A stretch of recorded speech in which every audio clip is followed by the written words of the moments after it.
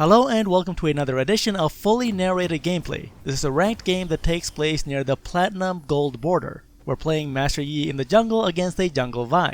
We're going for a very ambitious start with the machete and absolutely no health pots.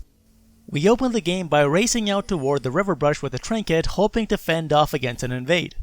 Unfortunately, our bottom lane fails toward the Tribrush, and this allows the enemy team to sneak into our jungle through the Tribrush undetected. Our AD carry Vayne explicitly chose to take exhaust over heal, and that is going to cost her as she gets collapsed on by the enemy team. Running back towards the bottom turret, she runs into Caccia, who deals quite a bit of damage, allowing Shen to go for the tower dive taunt to finish off Vayne. After the early game shenanigans are over, we're going to start our jungle path by taking the red buff with the help of Tahm Kench. Since we haven't taken any health pots, we're going to put a point into meditate, go over to the blue buff, heal up, then take down the blue buff. Next, we clear the Gromp to reach level 3 and put a second point into meditate. The reason we put 2 early points into meditate is that it makes our jungling much healthier as we meditate between camps. In the meantime, Vayne has respawned from her early game death and is running back eagerly towards the bottom lane to start farming up on some minions. Seeing Caccia alone, Vayne goes on the offensive, tumbling forward. Shen takes advantage of this as he comes in, taunting Vayne, allowing Caccia to pick up the kill. At this point, I'm thinking to myself, this is going to be a very hard game. Elsewhere, Cho'gath makes the fatal mistake of overextending between the 2:30 and 3:30 mark on the clock. For the last 8 years, junglers have been ganking the top lane during this time slot. Cho'gath drops extremely low on health while trading with Gangplank, and Vi comes in right on time to kill him with one Vault Breaker. While all of this is happening around us, we continue our jungling in silence, clearing the wolves and raptor camp. There isn't really much that we could do about this. Meanwhile, in the bottom lane, Shen and Caccia have forced Tahm Kench and Vayne to farm under the turret. At one point, Tahm lands a tongue lash onto Caccia and Vayne tumbles forward, seeing an opportunity. Shen responds with a dash, taunting Vayne, and Vayne goes down again. On the bright side, Tahm Kench does manage to pull off a revenge kill on Caccia. But things are not looking good on the bottom lane, and we have to write off this lane completely. Ganking this lane is simply too hard in its current state, and we will probably lose the game if we focus our efforts on the bottom lane. During this time in the mid lane, Azir is playing up far ahead, and Vi comes in from behind for a gank. Azir dashes over the wall to escape and heads towards me at the raptor camp as Vi and Swain follow him. This is not a fight that I want and I'm trying to get out of there, but Swain catches me with his abilities and I'm forced to fight. As we get caught, we activate our level to meditate to tank a ton of damage as Azir deals damage to Vi with the soldiers.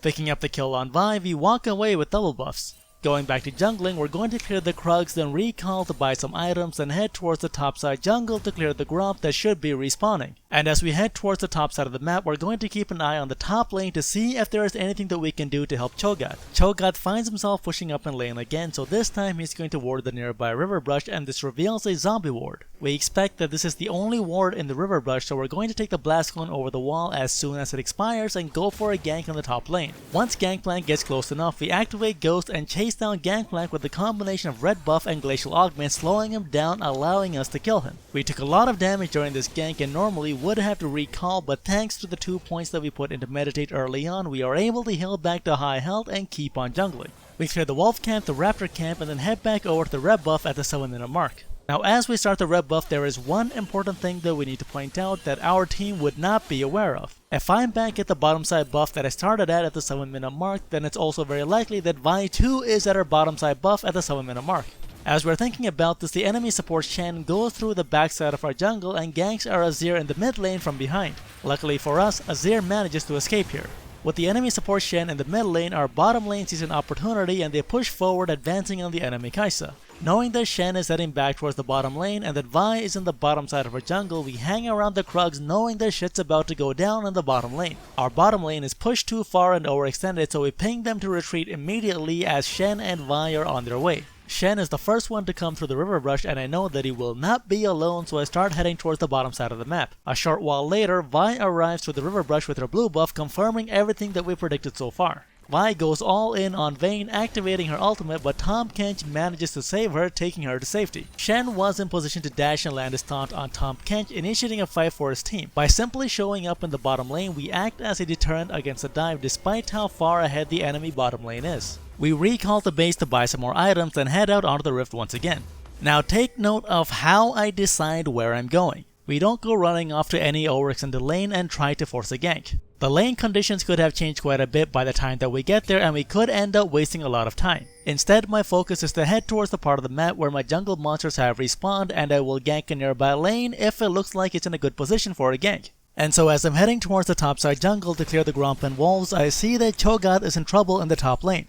I change my pathing and start heading towards the top lane, and as soon as Gangplank activates his ultimate, I know that he's going all in. In response, I activate Ghost and run over to the top lane as quickly as I can.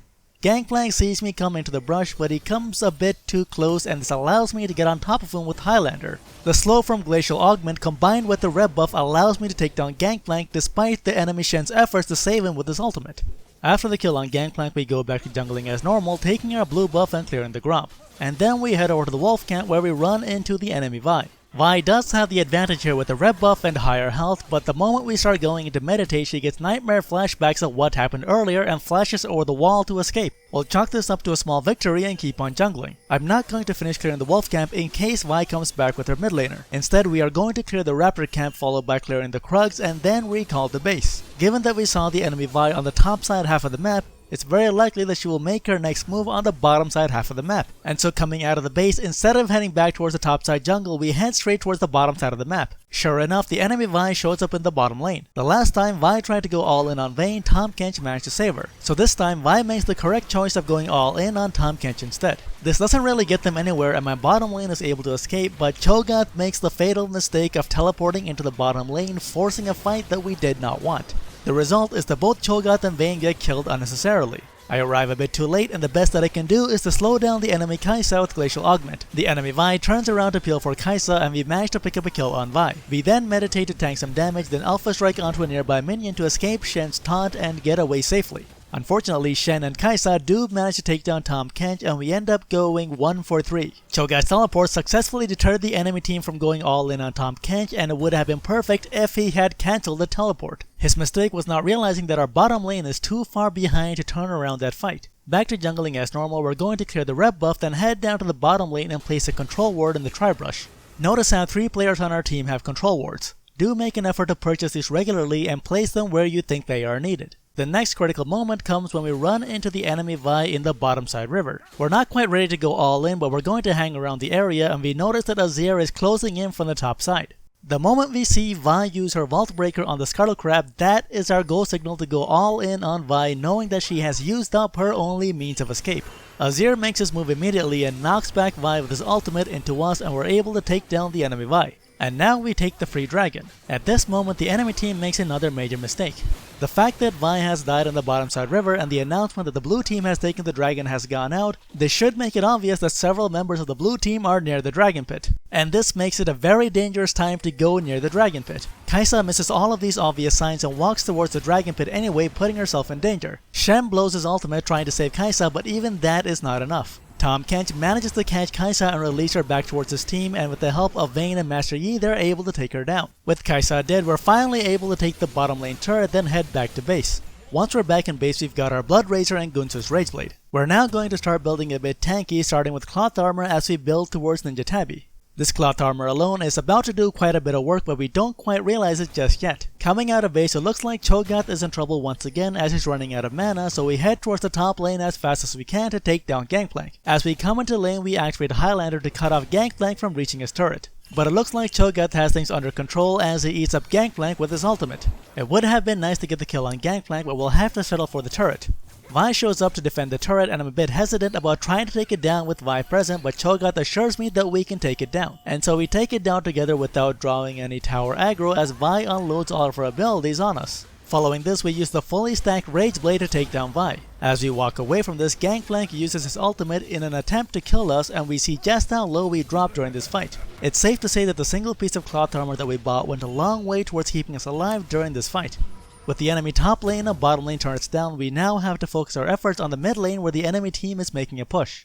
Tahm Kench comes in, cutting off the enemy team from behind, and we go all in on a 3 vs 3 fight. I try to go all in on the enemy Swain, and Swain activates Zonia's to save himself. At this moment I should have pulled back and we all would have lived, but instead out of frustration I focused the nearby enemy Shen, which was an extremely bad idea. This ends up getting both myself, Azir, and Tahm Kench killed in the end, and the enemy team is able to keep pushing through the mid lane. Another mistake that I made is that I did not notice that Azir was at half health and that Vayne was still in the bottom lane trying to catch up on farm. We should not have gone in so hard just because Tahm Kench landed a tongue lash. At this moment, our Cho'gath, who just solo killed the Gangplank up in the top lane, teleports to the mid lane to fend off the enemy team. He lands a rupture on the enemy Kai'Sa, and our Vayne takes this as a go signal to go all in, and so she tumbles forward and flashes away from the enemy Swain and Shen as she tries to go all in on Kai'Sa. This is a 2 vs 3 fight that does not look good for our team, and then the enemy Vi shows up and everything goes downhill. The enemy Swain lands a snare on our Vayne and Cho'gath, and the enemy team takes down both of them.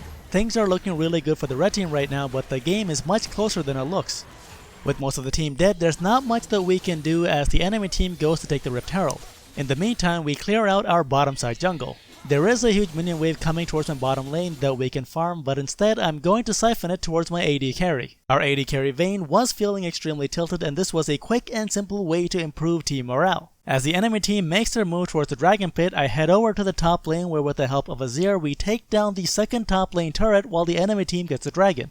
As we go for the second top lane turret, Gangplank uses his ultimate in an attempt to drive us back, but we manage to take down the turret anyway. Meanwhile, elsewhere, Vayne tumbles forward as she tries to solo kill the enemy Vi, and Shen thwarts her efforts by ulting in and taunting Vayne, allowing Vi to kill her. With 2 members of the enemy team in the bottom lane, we continue to push the top lane with Azir. Gangplank comes forward feeling compelled to defend this top lane turret, and we tag him with the slow from Glacial Augment, which pretty much guarantees that he's going to die. After we kill Gangplank, we try to retreat and get cut off by the enemy Swain and end up dying. At least Azir is able to make his escape using his ultimate to get to safety. The enemy team chases Azir throughout the top side of the map where they release the Rift Herald. As Azir makes his escape, Cho'gath decides he's got something to prove and tries to make a play by activating Righteous Glory and trying to kill the enemy Kai'Sa. Unfortunately, Shen is able to do a good job of keeping Kai'Sa alive, in addition to Kai'Sa juking in and out of the bushes, disrupting Cho'gath's damage output. Tahm Kench joins the fight and he does manage to take down the enemy Kai'Sa, but we end up losing both of our frontline tanks in the process.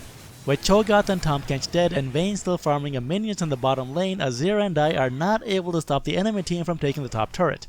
The red team then exploits the numbers advantage that they have on the map by clearing out my topside jungle. Vi takes the grunt while Gangplank helps himself to the blue buff. This is probably not the best that they could have done here, and we will come back to this later. Afterwards, we go back to jungling as normal, clearing the Raptor camp and the Krugs. The next objective that we need to take is still the mid turret, and so Azir and Tahm Kench push up the mid lane. The enemy team sends their own people to drive back Tahm Kench and Azir, and this sort of turns into a stalemate around the mid lane. With both teams slowly grouping up around the mid lane, things are getting tense and a fight can break out at any moment. Vayne realizes that she needs to rotate towards her team here, but she makes a huge mistake. She should have taken the safe path through our jungle towards the mid lane, but instead chooses to go through the river. This was the most dangerous path that she could have taken, and she ends up running into the enemy Vi. The moment Vi sees Vayne, I know that Vayne is in trouble, and so I activate Ghost and run towards the bottom Tribrush. Repeating the strategy that they used on Vayne before, Vi ults Vayne and Shen follows up with his ultimate. Shen uses a combination of a Shadow Dash and Spirit's Refuge to taunt myself and Vayne and deny most of our damage. Most of our team gets wiped out in the fight that ensues, and Azir is able to pick up a number of kills. This is actually not quite bad for how badly this fight started out. We end up killing 4 members of the enemy team in exchange for losing 5 members of our team as Cho'gath wraps up the fight, getting his revenge on the enemy Kai'Sa. After the fight is over, Swain takes out our bottom turret, and as I respawn, I start heading towards the Dragon Pit. This is going to be an Infernal Drake, so we have to fight for it. We know the enemy team is going for the dragon too, as Shen and Vi are seen clearing out the wards in the area. We can't afford to make the same mistake as last time, being split up, so this time we're going to group up on the top side of the map and make our way towards the Dragon Pit. Gangplank activates his ultimate to clear some minions in the mid lane, and he is going to regret that. As we enter the Dragon Pit, we move off to the side to let Cho'gath lead the charge and initiate the fight. As soon as the fight begins, we go for the enemy Vi. Vi does get the dragon, but we manage to take her down, and then we set our sights on the fed enemy Kai'Sa. After that, it's simply a matter of chasing down the remaining members of the enemy team, slowing them down with Glacial Augment, allowing our team to kill them. With 4 members of the enemy team down and Gangplank in the top lane without his ultimate, we are now free to go for the Baron. Had Gangplank held onto his ultimate and used it at the Dragon Pit, it could potentially have turned the fight around. but because he was split away from his team and used his ultimate to farm some minions, we now get the Baron for free.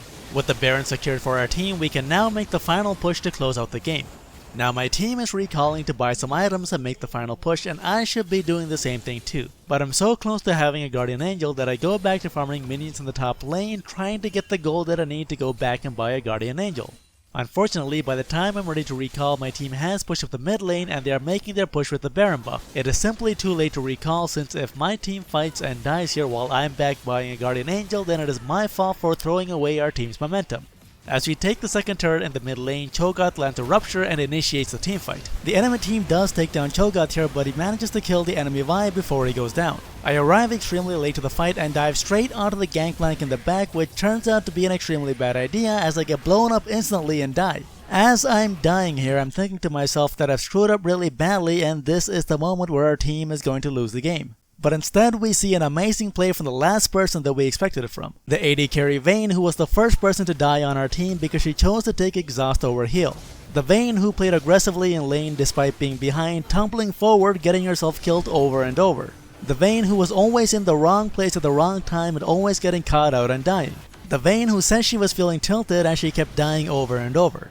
With Vayne feeding like crazy, we would have been within our rights to take all the farm that we can. But instead, we acknowledge that everyone has bad games and there's no point kicking this guy while he's down. Instead, we demonstrated our goodwill towards him as a teammate by holding a minion wave so that he could farm it. He might be feeling extremely demoralized, but you can tell that he appreciates this.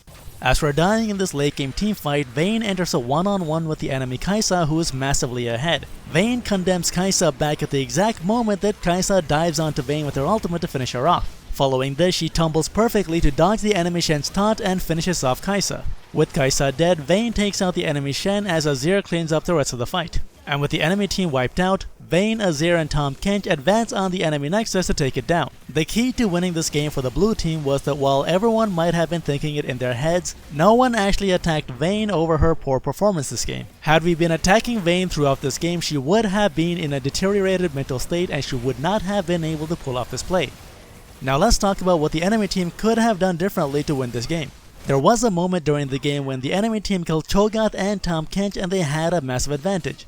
With Vayne trying to farm minions in the bottom lane to catch up on farm, Azir and Master Yi are helpless to stop the red team from doing whatever they want. At this moment, the red team should have gone for the Baron, knowing that Master Yi and Azir cannot stop them from taking it. The lead that they would build with Baron could be used to close out the game. Instead, they wasted their time taking jungle monsters and didn't even push with the lead that they had. The failure to capitalize on the momentum that they had built here is the reason that they lost this game. Hopefully, you can learn from all the good plays and bad plays during this game and improve your gameplay. If you enjoyed this video, do subscribe to the channel, follow on Twitter, and check out the video links on either side. Leave a comment about the kind of content you'd like to see in future videos, and check out the Patreon link if you'd like to support this channel directly.